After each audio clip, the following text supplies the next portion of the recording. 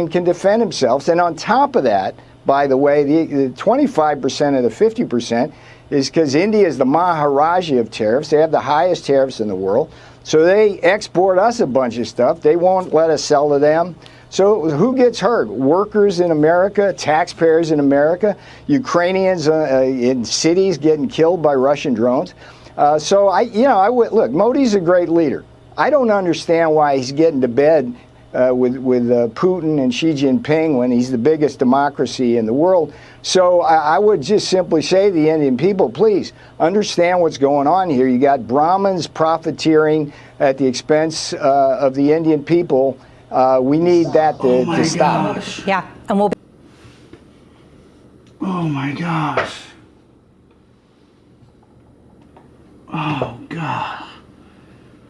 Oh my gosh. This is freaking embarrassing. This is freaking embarrassing. When does this end?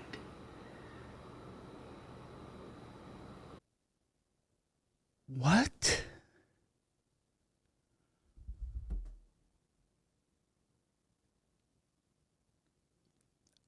I don't think I've been more embarrassed than I'm right now. And I've had a lot of reasons to be freaking embarrassed with the Trump presidency and the way they're handling India. Did you hear this guy?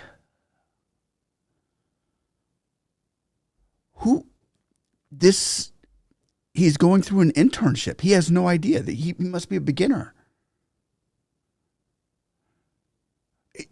And I kept on thinking, okay, they're gonna come around. They're gonna come around. They're gonna pick it up. They're gonna find out what they're gonna understand that they're making the wrong moves.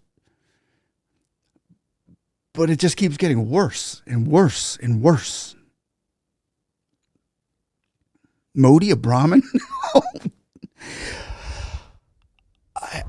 I don't know where to begin. Actually, let me begin here.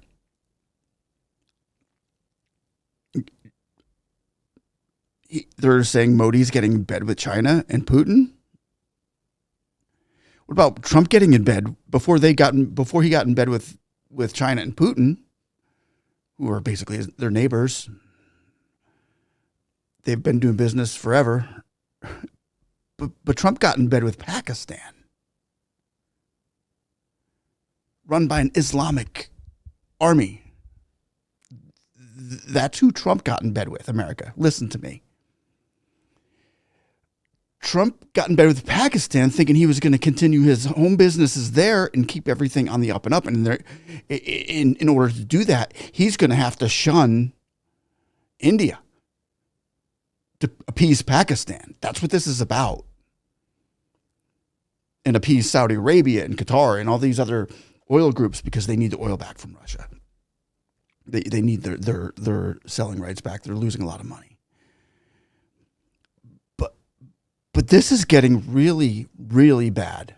Really bad. This is to the point where it's like Trump's not going to turn back and say, okay, we made a mistake. We made a huge, huge mistake. And it might be too late. I wouldn't blame India and Modi if they just said, okay, later guys, we've got a new way of dealing with things over here. I wouldn't blame them. I wouldn't do it too. If I was Modi, I'd be like, later, Trump, later, Europe, later. Oh, actually, maybe even not even Europe. Europe's probably in the same boat that India's in right now. Oh my gosh, that was embarrassing. That the whole thing. He doesn't know nothing about India, ladies and gentlemen. He thinks he's calling shots. He thinks he's making sense. He's not making any sense. If you know any history on India, he's not making any sense at all. Let me know if I'm wrong. Maybe somebody out there can say, oh, you're wrong. Let me just tell you, he was right about a couple things. One, he said, I don't understand what India's doing. He's right. He doesn't understand. He was right about that. You were right about that, Peter Navarro. You've been right about something. And you were right about another thing he said in there. And people were like, he was wrong about everything. No, he was right about something else. He said Modi's a great leader. Yep, you were right about two things here. You don't understand, and Modi is a great leader. So why would a great leader like that, who's got more medals than any other leader has ever gotten in the world because of the way he deals with other countries and the way he deals with people and in situations, than anybody. He's the GOAT. And all of a sudden, you're thinking that he's doing something wrong? How about 99% of the world outside of America thinks that you're doing something wrong? But I guess they're all wrong. And we're wrong in America thinking that you're doing something wrong, because 50% of us here, the ones that aren't choking on Trump greatness because he's not that great, apparently he's worse than we thought. We're not buying what you're selling, Peter Navarro and Trump. And Marco Rubio, you need to jump in and let him know. I mean, you've got his ear. J.D. Vance, you've got his ear, and you're just a puppet. Vance, you're turning into a puppet. You're turning into the businessman that Trump is trying to be, or that he is. You're turning into that. I know what I'm talking about, because I've investigated almost all of this. And you guys are in the wrong here. In the media in America, sucks too. It sucks too. Anyway, I just had to get that out. This is embarrassing. Again, embarrassing.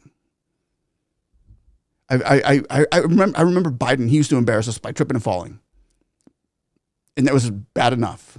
The guy had dementia. Somebody else was doing the work in the background. At least they had a clue on international affairs. But this new administration, dude, I'm starting to be concerned.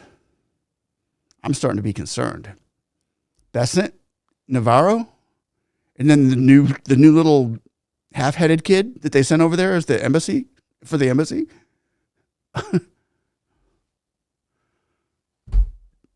Let me know if I'm wrong, man. Prove me wrong, ladies and gentlemen. Prove me wrong.